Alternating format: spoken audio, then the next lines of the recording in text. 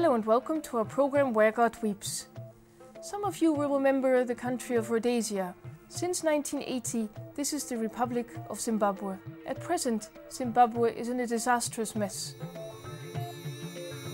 As you know, there was a tremendous feeling of hope in the early 80s when Robert Mugabe became Prime Minister and later President. And those years he did a lot of good for the people. Very strong infrastructure was created in health services, in education, roads, bridges, dams. It was one of the great success stories of African independence. At the moment, as we speak, the hospitals are closed. The schools have not reopened. If there's no education, there's no life. And why are the schools closed? The teachers are no longer paid a living salary. There's been an exodus of teachers going for greener pastures outside the country. We have lost many professionals. They are going to neighboring countries. People have their lives into their hands and swim across the Limpopo River infested by crocodiles.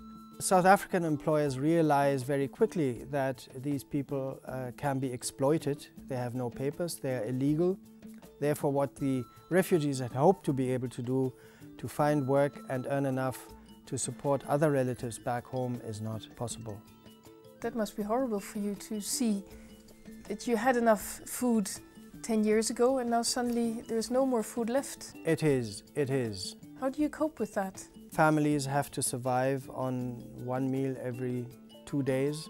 Some people survive on eating grass seeds and roots they find in the bush.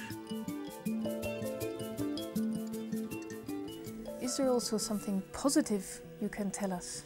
I think the great hope for Zimbabwe is the people themselves.